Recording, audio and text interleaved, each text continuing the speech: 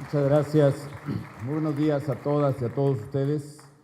En primer lugar, quiero agradecer a Adriana Lobo, directora de CTS y Embark en México, el podernos permitir participar juntos en estos eventos y en particular el permitirnos colaborar con este seminario que tendremos el día de hoy. También quiero agradecer la presencia de todas y de todos ustedes, de académicos, de especialistas, de estudiantes, de ex colaboradores también, ex secretarios que les agradezco mucho su presencia, senadores también, legisladores, y también de las personas que nos visitan de fuera, en particular de Sam Adams, el exalcalde de Portland, que puso en marcha uno de los programas más ambiciosos sobre combate al cambio climático, de Jordi Hereu, también exalcalde de Barcelona, una ciudad que recurrentemente citamos en nuestros reportes. Mi tarea es presentar, amigas y amigos, en México, el segundo reporte que hace la Comisión Global sobre Economía y Clima. Y la verdad quisiera volver sobre algunas cosas que parecen muy elementales, pero siempre vale la pena recordarlas.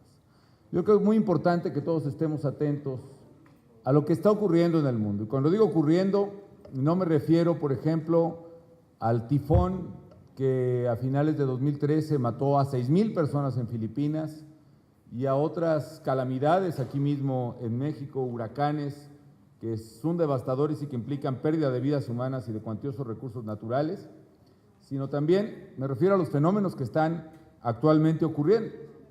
Por ejemplo, hay una sequía en Corea del Norte que está, de acuerdo con la FAO, independientemente de los datos de Corea del Norte per se, está implicando una caída en la producción de alimentos de casi el 15%, con repercusiones para ya de por sí muy sufrida población norcoreana. Hay lluvias sin precedentes en Asia, con cientos de muertos, millones de desplazados en el mes pasado de septiembre. Estoy hablando de lo que está ocurriendo en las últimas semanas. Hay inundaciones en Europa, 82 muertos y las peores inundaciones en décadas en este mes de octubre. Hay inundaciones en Estados Unidos, en Carolina del Sur, que registran o dicen las lluvias más intensas en 1000 años en esta parte de Estados Unidos, donde paradójicamente se reúnen una buena parte de los escépticos del cambio climático y al mismo tiempo los de los más sorprendidos sobre lo que está ocurriendo. Al mismo tiempo, en el propio Estados Unidos se están presentando fenómenos extremos de carácter inverso.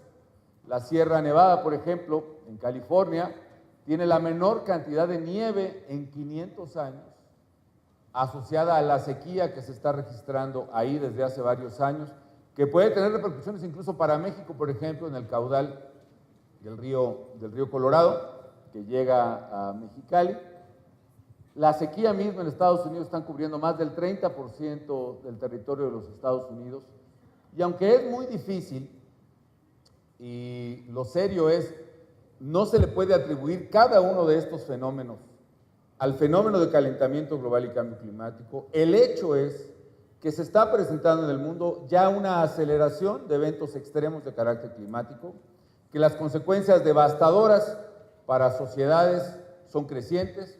Y lo que sí podemos afirmar es que de seguir creciendo el calentamiento global en el tiempo por las emisiones de gases de efecto invernadero, seguramente veremos en este mismo siglo que los eventos extremos se multiplicarán con consecuencias verdaderamente catastróficas para la humanidad. Como se explicó en parte en los videos, el calentamiento global provoca un calentamiento del aire, de la tierra, del agua, y realmente muchos de los fenómenos climáticos están asociados a la temperatura. Si ustedes alteran la temperatura, por ejemplo, en el mar, se alterará y se acelerará la formación, por ejemplo, de huracanes. Si se altera la temperatura del aire, cambia el sentido y la fuerza de los vientos, la intensidad. Todos estos fenómenos asociados precisamente a la temperatura inciden en el cambio climático que estamos viviendo.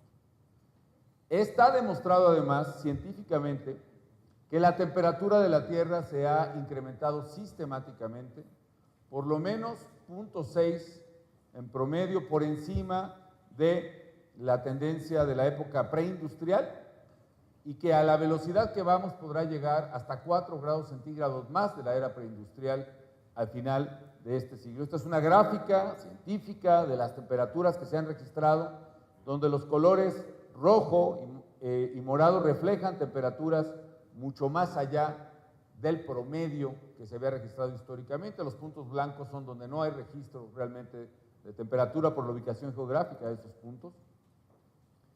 Esta otra gráfica también es muy interesante para mí. Si ustedes observan, aunque luego las gráficas son complejas de leer, cada barrita representa temperaturas promedio en 10 años, la temperatura promedio de la década correspondiente, por ejemplo, 1950, 60, 70, etcétera.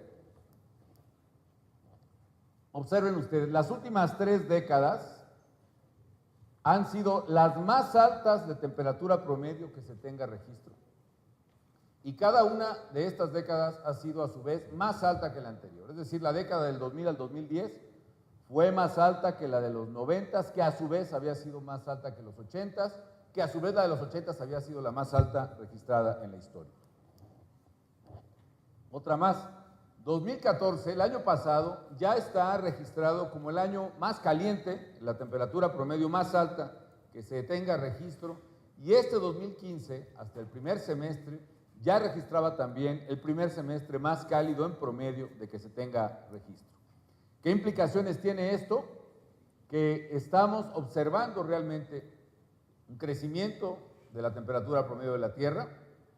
Está demostrado también que con una altísima probabilidad este crecimiento de la temperatura está asociado a las emisiones de gases de efecto invernadero.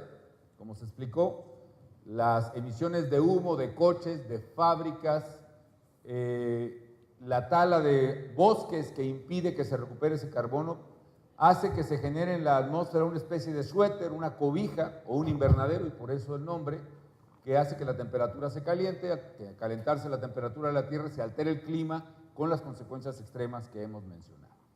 Si esto es tan claro, un grupo de personas que estamos preocupados por el tema nos preguntamos cómo es posible que no se estén tomando acciones ya para revertir el crecimiento del calentamiento global y para bajar las emisiones de gases de efecto invernadero. Una de las conclusiones o una de las premisas que tenemos es que la verdad, y yo se los puedo compartir porque fui presidente de la República, es que en la preocupación de los tomadores de decisiones está vigente un dilema, es decir, para muchos presidentes, primeros ministros, empresarios, legisladores, el tomar acciones contra el cambio climático se supone que implica sacrificar crecimiento económico, se supone que implica sacrificar empleo, se supone que implica sacrificar utilidades para las empresas. Y en consecuencia, la decisión, entre comillas, racional del tomador de decisiones es no actuar contra el cambio climático. Va a salir muy caro, tiene costos excesivos. Ningún presidente, pragmáticamente vamos a llamarlo así, sacrificaría los empleos que quiere generar o el crecimiento. No, ninguno, hay muchos que lo hacen incluso en esta hipótesis. Bueno, en torno a esta hipótesis tan fuerte, este dilema, nos reunimos un grupo de personas a petición de varios países, a petición de países comisionantes muy desarrollados como Noruega o como Suecia o Gran Bretaña, otros en desarrollo como Indonesia, Colombia, Etiopía, otros más, un poquito más desarrollados como Corea del Sur, y nos pidieron que exploráramos qué es lo que debería de hacerse y sobre todo qué hacer ante este dilema. Entonces integramos una comisión que es la Comisión Global de Economía y Clima, donde los presidentes o los co-chairman somos su servidor y el profesor Lord Nicholas Stern, que fue el autor del famosísimo reporte Stern. Si ustedes recordarán el reporte Stern la década pasada, fue el que hizo esta afirmación que es muy obvia, aunque desgraciadamente no tuvo el impacto que debe de tener en la toma de decisiones.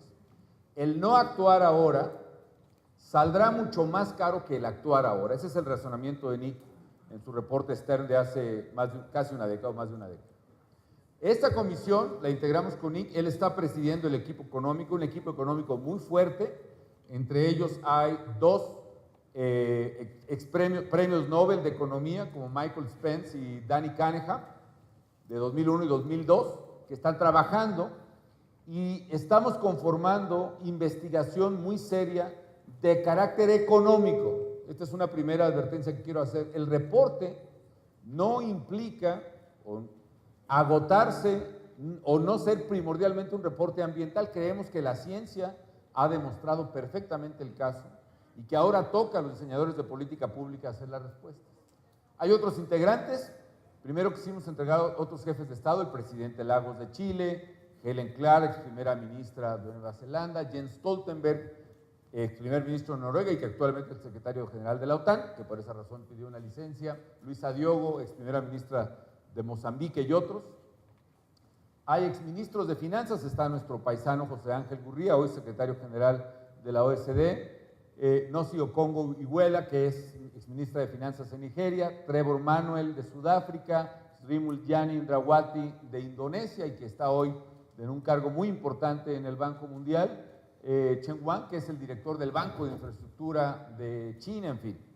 Hay también alcaldes, líderes empresariales, Caio Ahu, que es del Deutsche Bank, por ejemplo, un vicepresidente del Deutsche Bank, Don Doctorow, expresidente y CEO de Bloomberg, está Chad Holiday, que era chairman de Bank of America y hoy es chairman de Shell Company, está Paul Polman, CEO de Unilever, una de las empresas más grandes de consumo en el mundo, en fin, un grupo muy destacado de empresarios.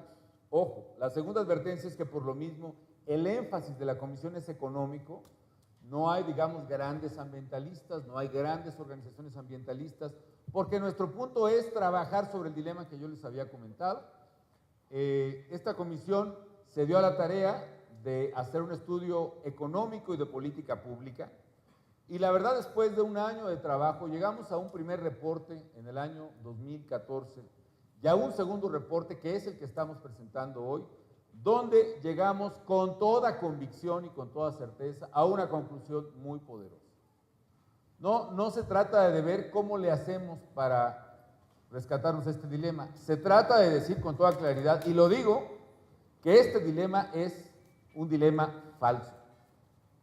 Que no es cierto que tengamos que escoger entre combatir el cambio climático y tener crecimiento económico. Que no es cierto que tengamos que escoger entre empleos o menos emisiones.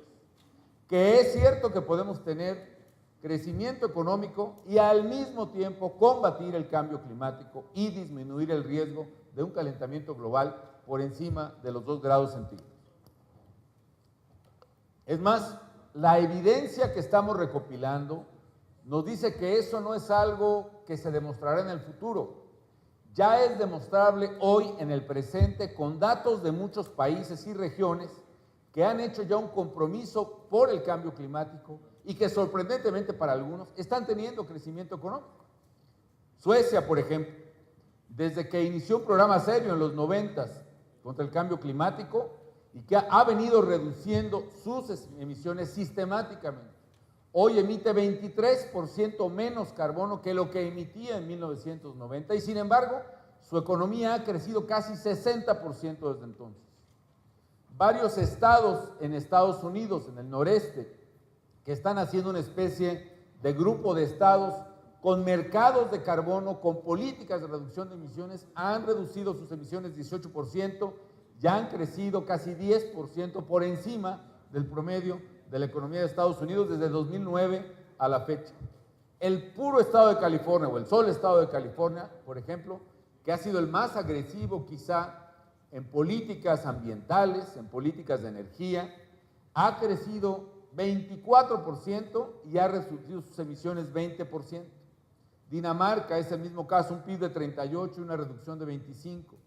Ontario, en Canadá, a pesar de que el gobierno canadiense no está tomando, por desgracia, las decisiones muy valientes que tomó en el pasado, las provincias canadienses, Ontario entre ellas, con la ciudad económica más importante como es Toronto, están tomando acciones para reducir las emisiones, lo están logrando y sin embargo su PIB ha crecido 50% desde 1990. Para acabar pronto, el dato, y podemos seguir con los ejemplos, el dato más, la propia Unión Europea, que es pionera en crear un mercado de carbón, en poner restricciones a las emisiones, en bajar sus emisiones, ha crecido 45% incluyendo los severos años de la crisis hasta el 12, con una reducción de 19. Pero el dato que quizás es más revelador es el año pasado mismo. En 2014, por primera vez en 40 años, con todos los problemas recesivos que tenemos en varias partes, la economía mundial creció 3% y por primera vez las emisiones de carbono permanecieron estables, es decir, no crecieron respecto del año anterior. ¿Cuál es el mensaje aquí? Que es el mensaje de todo el reporte. Sí puede haber crecimiento económico sin aumentar las emisiones de dióxido de carbono y es más, reduciendo las emisiones de dióxido de carbono, que es lo que necesitamos hacer. Pero, para poderlo lograr, necesitamos acudir a un nuevo modelo económico. Es más, no solo por razones ambientales, también por razones económicas mismas. La Comisión sostiene que podemos tener, el consenso al que llegamos es, digamos, las mismas tasas de crecimiento. Hay que decir que hay miembros de la Comisión que sostienen que incluso tendríamos tasas más altas de crecimiento, pero sin duda con mejor calidad en el desarrollo y al mismo tiempo reducir las emisiones. Y hay quien dice también que lo que estamos viendo en China, con el agotamiento de un modelo económico que, por cierto, es intensivo en contaminación, en daño al medio ambiente, lo que estamos viendo en otros países que no pueden prosperar, necesitan otros motores de crecimiento que un modelo de desarrollo sustentable se los puede proporcionar. Decía yo que, pero necesitamos cambiar las cosas y el horizonte que ve la Comisión es que necesitamos cambiarlas en todo el mundo y en México en los próximos 15 años máximo. Esa es la ventana de oportunidad que tenemos para evitar lo que sin duda alguna será daños catastróficos que la verdad es muy difícil estimar, pero que serán cuantiosos. Básicamente, tres grandes sistemas que tienen que ver con las mayores emisiones de carbono. El primer sistema es el de energía. Necesitamos descarbonizar el crecimiento y para ello necesitamos básicamente aumentar la eficiencia energética. Ahí tenemos casi la mitad de lo que tenemos que hacer, que implica fuertes ganancias económicas para consumidores y empresas y saltar a energía renovable. El segundo sistema es que hay que cambiar el uso del suelo. No podemos seguir extinguiendo la superficie forestal del mundo, no podemos seguir acabando con selvas y bosques y al mismo tiempo necesitamos hacer algún esfuerzo para en la misma o menos superficie agrícola producir más y mejores alimentos. Y el tercer gran sistema, que es el que reúne este extraordinario foro organizado por CTS EMBARC, que es el cambiar el modelo de ciudades. Este Congreso de Ciudades y Transporte habla precisamente de eso, cómo deben ser las ciudades de ahora en adelante. ¿Dónde viene la diferencia de esta comisión?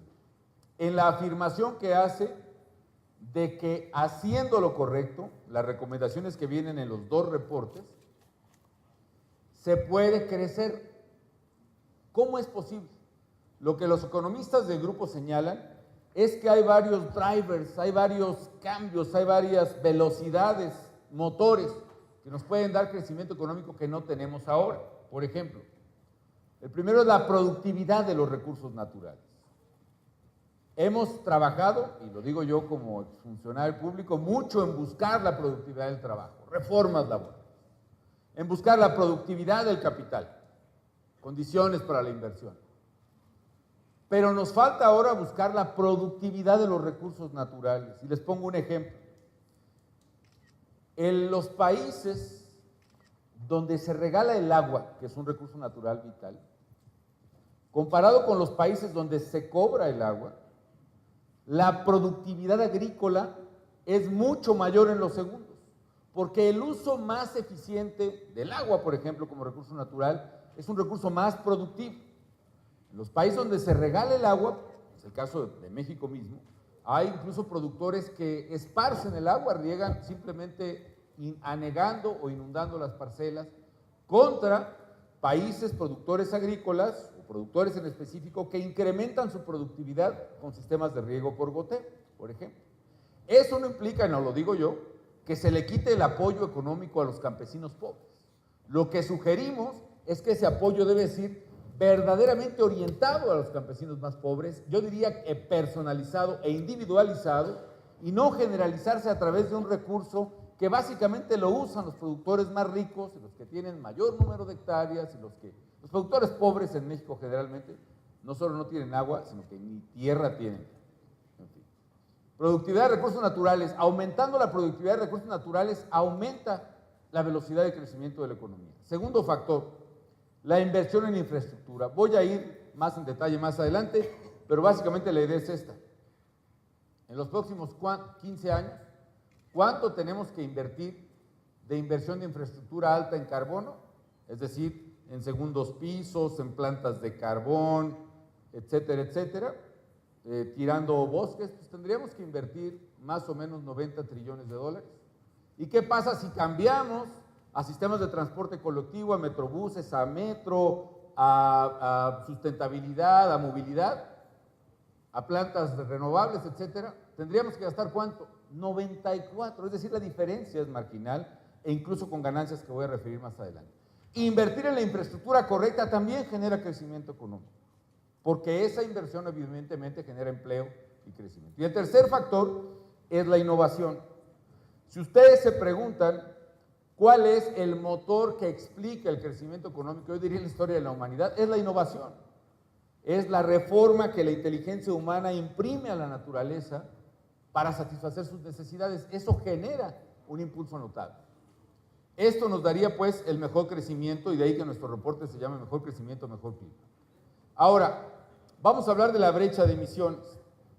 Así como vamos, en el escenario base, estaríamos emitiendo en 2030 más o menos 69 gigatoneladas o gigatoneladas de carbono. No les puedo enredar porque sí es muy enredoso para todos, para mí también, ¿no? Pero hagan de cuenta que una tonelada de carbono es lo que emite un coche que circula más o menos 5,000 kilómetros al año. Aquí en la Ciudad de México circulamos yo creo que el doble, pero digamos 5,000 kilómetros al año es una tonelada de carbono. Eso multiplíquenlo por 1,000 millones, ese es una gigatonelada. Por 69 gigatoneladas, imagínense pues, para que no se nos eleve la temperatura arriba, la temperatura se va a elevar, ese es un hecho que ya difícilmente podemos revertir. La tirada, como decimos los mexicanos, es que no pase de 2 grados Celsius. Otra vez repito, se ha calentado 0.6, lo mejor que nos puede pasar es que no pase de 2. Incluso en 2 hay países enteros, los llamados estados insulares en el Pacífico, que desaparecerían por el aumento del nivel del mar. Pero bueno, pues ya veremos pues cómo les echamos la mano, pero el hecho es que no aumente 2. Pero si seguimos así, llegando en el 30 a 69 gigatons, va a aumentar hasta 4 grados centígrados este ciclo. ¿Cómo cerramos esta brecha? Esto habla este segundo reporte de la Comisión. Me voy a referir rápidamente a las medidas que estamos sugiriendo con una estimación de la contribución que pueden hacer. Claro, hay varios países que han hecho su oferta, los que se llaman los compromisos nacionalmente determinados de reducción de emisiones, INDC por sus siglas en inglés. Lo que se ha presentado hasta ahorita rumbo a París es muy bueno, nos va a ahorrar como 1 grado de calentamiento, pero no alcanza. Esa es la verdad. Hay diversos cálculos, este cálculo lo sacamos en la fundación del MIT y de Climate Interactive, que están trabajados sobre esa estimación. Básicamente, si seguimos, llegaríamos a 4,5 grados en sus cálculos. Si se cumple lo que los países están promoviendo, llegaríamos a 3,5, muy por arriba todavía del 2 que tenemos. Hay otros cálculos, yo diría, igualmente bien intencionados y quizá más alentadores, como es el que hace el World Resources Institute, que además es un gran colaborador tanto de CTS como de la Fundación, y en el cual tengo el honor de participar en el Consejo. Ellos estiman, este es el escenario proyectado con un intervalo de 4,5 a 4,8 grados centígrados. Ha habido ya políticas que se han puesto en práctica que corregirían más o menos entre 3,3 y 3,8, y si se cumplieran los INDCs, estaríamos en 2,5 más o menos como mínimo, 2,7. Lo cual nos implica que todavía nos falta bajar emisiones para llegar al límite de 2 grados. ¿Qué podemos hacer? que no implique sacrificar el crecimiento que tenemos. De eso se trata el reporte que presentamos. Una medida, primero, las ciudades. Hay que acelerar el crecimiento de ciudades bajas en emisiones. Este modelo de desarrollo, que le llaman en inglés el Sprawling Model, las ciudades que se expanden infinitamente, no sé dónde sea esa foto, pero me parece familiar, seguramente la ven cuando han despegado el aeropuerto de la Ciudad de México, es Ciudad de Nezahualcóyotl. Este modelo ya no funciona, esto ya no sirve, esto ya entró a una función económica que cuesta dinero, cuesta vidas humanas incluso. Calculamos en la comisión, por ejemplo, que las muertes prematuras en el mundo por contaminación del aire son más de 4 millones de personas al año. 2 millones ciertamente por contaminación dentro de las casas, la gente que tiene un fogón que no tiene salida y que muere prematuramente, pero 2 millones por contaminación del aire. Si eso lo traducimos a costo económico, ¿cuánto cuesta una muerte prematura? Una cosa que es un poquito absurda plantear en valor económico la vida humana, pero en fin, se han hecho sus estudios. Por ejemplo, a la Ciudad de México le cuesta el costo económico de la contaminación ambiental 4 puntos del PIB al año. A la ciudad de China les cuesta hasta 12 puntos del PIB al año. En este caso, ¿qué tipo de ciudades necesitamos? Ciudades más compactas, más densificadas, mejor conectadas, es decir, mucho más centradas en el transporte público de calidad y mucho menos centradas en el transporte individual. Por una presión quizá que tenemos los políticos en cargos, siempre estamos haciendo obras para los coches. Pero la verdad lo que se necesita son obras para la gente que no tiene coche o que teniéndolo lo tiene que usar a fuerza porque no tiene alternativa. Por esa razón deben ser conectadas y tenemos que enfocarnos totalmente a transporte público, a movilidad, a uso de bicicleta, a protección de los peatones. Ustedes revisen las calles de sus colonias y verán que no se puede caminar por las banquetas. Un ejemplo que a mí me gusta mucho, aprovechando que está Jordi aquí, nuestro amigo el exalcalde de Barcelona. Vean ustedes dos ciudades más o menos iguales, con una población sin contar, creo que sin contar la parte metropolitana, pero bueno. Atlanta con 2,5 millones de personas, Barcelona con 2,8 millones. Barcelona está desplazada, esta es la misma escala de mapa, digamos, sobre un área de 162 kilómetros cuadrados. Atlanta sobre un área de más de 4,000 kilómetros cuadrados. Esto hace que el habitante de Atlanta contamine 7,5 toneladas de dióxido de carbono por persona, es decir, más de 10 veces más de lo que contamina o emite un habitante de Barcelona. ¿Qué necesitamos? Necesitamos proyectos de transporte, proyectos de aislamiento de edificios públicos. Es importante ahorrar, por ejemplo, los aires acondicionados, es vital, en la luz, etcétera. Proyectos de gestión de residuos que son todavía muy contaminantes y emisores de gases de efecto invernadero. Y está demostrado, y lo pueden consultar en el reporte, que si se hace esto en las ciudades a nivel global, podríamos tener un ahorro o una ganancia económica de hasta 17 trillones de dólares hacia mediados de este siglo.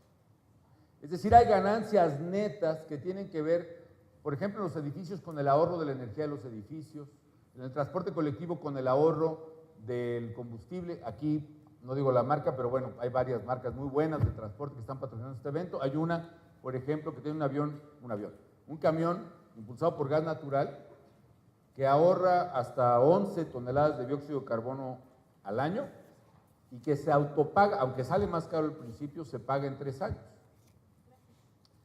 Entonces hay ganancias, no solo bajan las emisiones, hay ganancias económicas de hacer las cosas bien. La ciudad se hace más productiva. Si tú en lugar de ir a tu trabajo, en lugar de tardarte 1 hora y cuarto, tardas media hora, hay una ganancia económica para ti y para tu empresa. ¿Cuánto aportarían las ciudades? Bueno, de la brecha que tenemos que reducir de 69 a 42, nos permitirían más o menos ahorrarnos casi 4 gigatoneladas de dióxido de carbono. Segunda medida, detener la deforestación, restaurar las tierras degradadas, incrementar la productividad agrícola. Me da gusto que esté el secretario de Medio Ambiente, Juan Elvira, por aquí, y está también Juan Torres de la CONAFOR y otros colaboradores. nosotros nos preocupamos mucho por frenar la deforestación. En México, en la década de los 90, la deforestación era de 350,000 hectáreas por año. Entre el 2005 y 2006 se logró bajar a 150,000 más o menos, y yo espero que haya podido seguir bajando en el reporte que salga de la FAO este año y el próximo. El hecho es que tenemos que llegar a deforestación cero en México y en todo el mundo, porque 25% de las emisiones más o menos del mundo salen tanto de los bosques que se queman, de los químicos que se usan en agricultura, como de los árboles que se talan que dejan de capturar el dióxido de carbono que ya está en la atmósfera. Hay cosas que se han hecho, por ejemplo, empresas muy grandes, Unilever entre otras, Cargill se está incorporando, creo que Walmart también estaba en eso, pero sobre todo Nestlé, que compran mucho aceite de palma, ya se han comprometido a que solo van a comprar aceite de palma de plantaciones certificadas. ¿Por qué? Porque todavía hoy en día, por desgracia, en muchos países del mundo, Indonesia principalmente, talan la selva para plantar palmeras, y eso está provocando la deforestación y los incendios en muchas partes. Entonces, las empresas me están diciendo, si no tienes un certificado de plantación sustentable, no te compro aceite de palma. Y el aceite de palma lo encontramos en el jabón, en el aceite de cocina, en el shampoo, prácticamente la mitad de los productos que usamos. Nigeria, por ejemplo, se dedicó a restaurar tierras y eso permitió haber duplicado el ingreso de 1 millón de familias solo por la productividad de sus cultivos agrícolas. Si frenamos estas medidas, la deforestación cero, por ejemplo, e incrementamos la productividad agrícola, ganaríamos otros 6 gigatones. ¿Qué otra cosa hay que hacer? Hay que cambiar energía limpia, lo más que se pueda, y sugiere el reporte invertir $1 trillón por año en energías renovables. ¿Cuál es lo que oímos en la calle todos? No, pues eso está muy bonito, pero es carísimo. No, pues eso ahora sí que para algún ocurrente que quiera poner energías renovables. Y la verdad es que no, amigos, a lo mejor sí era. Yo fui secretario de Energía en 2003, 2004, y sorpréndense, como yo me sorprendí, el costo, por ejemplo, de la energía solar, de los paneles solares, es hoy 90% más barato, 90% más barato que cuando yo era secretario de Energía. Es decir, la energía renovable está ganando la carrera tecnológica. Los costos de energía solar están cayendo dramáticamente y los costos de energía eólica también están cayendo dramáticamente, a grado tal de que ya llegan a competir en algunos mercados sin necesidad de subsidio. Por ejemplo, esta hipótesis que marca el precio del gas a $10 el millón de BTU implica, en Europa, sí, Norteamérica es el mercado más barato de gas, anda como un poquito bajo de $4 ahora, pero en Europa está a 12 o 13 dólares, y en Asia, en Japón, China está a $18 el millón de BTU, lo cual implica que hoy esta energía es competitiva contra eso, y esperamos que siga avanzando para que sea competitiva contra todos los combustibles fósiles. Ahora, hay países y hay estados en concreto donde ya es competitiva. Por ejemplo, Chile, un país que tiene que importar combustibles fósiles, las mineras, que es la principal industria primaria en Chile, están construyendo las plantas solares más grandes del mundo. ¿Por qué? ¿Porque son hermanas de la caridad y porque quieren mucho el medio ambiente? Pues no, porque quieren hacer negocio. Y otra vez el mensaje del reporte es, hay negocio, hay crecimiento económico con las medidas correctas. Otro detalle para quienes les gusta ver mercados e inversiones, miren ustedes, esta es la carrera entre los combustibles fósiles, la nueva inversión cada año, y la energía limpia. En el año 2013, y creo que se repitió en el 2014, por primera vez en la historia, más de la mitad de la nueva inversión en combustibles renovables, más de la mitad de la nueva inversión en generación de energía en el mundo fue en energía renovable, en eólica, en solar y otras fuentes, superando a la energía de combustibles fósiles, a las generadoras a base de gas, de combustóleo, de carbón, etc. Y la tendencia que explora la Agencia Internacional de Energía es que seguirá cayendo la inversión en generación tradicional y seguirá subiendo la energía limpia, lo cual abre un mercado enorme y una posibilidad también enorme no solo de reducción de emisiones, sino a través de negocio. Esto nos daría cambiar hacia energía limpia otros 6,5 gigatoneladas. Otra más, eficiencia energética, elevar los estándares de eficiencia. Aquí es un ganar-ganar. Si una empresa, por ejemplo, en lugar de poner luces en sus talleres de producción, pone de esas o luces de ahorradoras de energía, o incluso esos como tubos de espejos que entran desde el techo y reflejan la luz solar, dando la misma intensidad lumínica, esas empresas no solo emiten menos dióxido de carbono, ganan dinero por la razón tan simple de bajar su recibo de luz. Yo tengo en casa de todos ustedes celdas solares que puse con un medidor bidireccional, que nos costó mucho trabajo que nos lo aprobara la CFE, siendo yo presidente, estaba muy difícil, pero bueno, finalmente no nos dejamos, en fin, se pudo. Aquí está también el exdirector Toño Vivanco, que me da mucho gusto de los directores que tuvimos. Y finalmente ahora que regresé de Boston puse celdas solares. ¿Por qué razón? Porque me llegó mi recibo del primer trimestre y sí dije lo que todos los consumidores dicen de la CFE, ¿no? No voy a repetir, pero me llegó un recibo como de 4,800 pesos, puse celdas solares, estoy generando, hay días hasta que produzco hasta más o menos 11 kilowatts hora, y mi recibo, aunque todavía estoy en la tarifa DAC, que es la de alto consumo, por decirlo elegantemente, ¿no? Estoy pagando más o menos como 800 pesos y va a bajar todavía más. En fin, hay un ahorro aquí para todos. ¿Podría impulsar el crecimiento? Creemos en 18 trillones de dólares para 2035. Se puede. Aquí hicimos un programa muy padre. Cuando ustedes son jóvenes, pues en casa de sus papás pues, estaban los refrigeradores que les regalaron todavía el día de su boda, ¿no? Muy buenos, etcétera, pero esos contaminan y queman 3 o 4 veces más electricidad que los de ahora. Por eso impulsamos el programa de sustitución de electrodomésticos por artículos ahorradores en una transición técnicamente diseñada, programa cuyo nombre era muy aburrido, como ustedes entenderán, y que en buena hora cambiamos por otro nombre que pudiera ser más interesante, y que fue el programa Cambia tu viejo por uno nuevo, y que afortunadamente tuvo un gran seguimiento, casi 2 millones de refrigeradores cambiados en 3 años. Claro, hubo muchas señoras ligeramente decepcionadas de saber qué era realmente la naturaleza del programa, pero en fin. Otro, precios al carbón, a la emisión de carbón. Esto que pareció un pecado, ya es una realidad. Hoy hay 38 países que ya le ponen precio a la contaminación. ¿Cuánto dióxido de carbono emites? ¿Cuánto pagas? Y puede ser por varios mecanismos, puede ser a través de cuotas de empresas, que la que quiera gastar más tendrá que comprarle a otra que pueda gastar menos. Puede ser a través de impuestos al carbón. Incluso varios miembros de la Comisión decimos, no tienen que ser impuestos sobre otros impuestos. Puede ser impuestos al carbón que se le quite, por ejemplo, a los impuestos de nómina, a los impuestos que castigan el empleo. Pero el hecho es que ya hay 38 países que lo están implementando.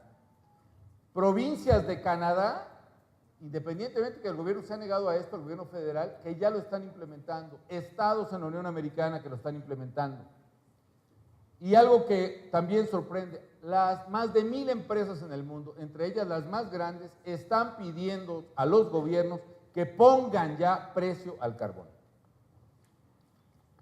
Es más, muchas empresas lo internalizan, saben que viene tarde o temprano y ya le están poniendo un precio, digamos, simulado en su propio balance para evitar golpes en el futuro contra sus decisiones actuales. Todo esto nos daría otro 5.7, la eficiencia energética. Me voy al tema de infraestructura y este es el cálculo que yo les comentaba al inicio. En el escenario base, es decir, siguiendo como vamos, gastaríamos 89 trillones de dólares, insisto, segundos pisos, más ejes viales, plantas de carbono, plantas de combustóleo, que todavía en México tenemos combustóleo, en fin, muchas de estas. Si lo hacemos correctamente, ¿cuánto nos sale ese cambio? Por ejemplo, en eficiencia energética, si nos vamos a poner a aislar edificios, sí cuesta más de inversión inicial, más o menos 9 trillones más a nivel mundial. Si cambiamos a camiones eficientes, eléctricos o de gas natural o híbridos, es una inversión mayor. La inversión en nuevo tipo de generación, otros 5 trillones. Pero tendríamos menor gasto de capital por combustibles fósiles, una reducción en la transmisión y distribución eléctrica, menor gasto en ciudades compactas lo cual nos llevaría a una diferencia de solo 4 trillones.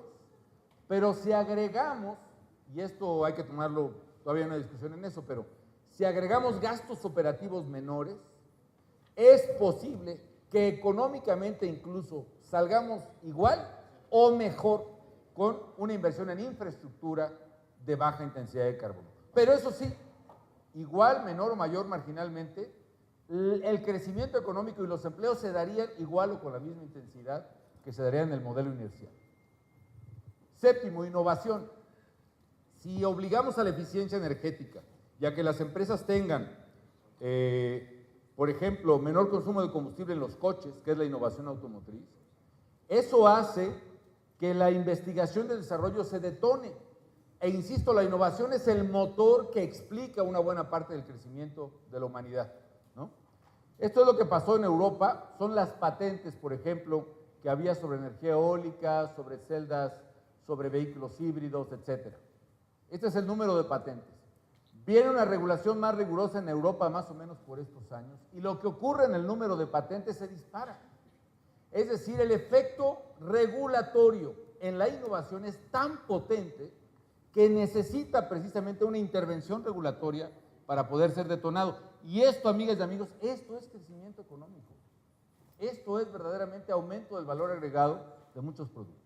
Octavo, las empresas, el ejemplo ya lo di, las empresas que invierten en mejoras de eficiencia energética, por ejemplo, y otras, son empresas que no solo no les va mal, les va mejor que otras empresas porque tienen menos costos.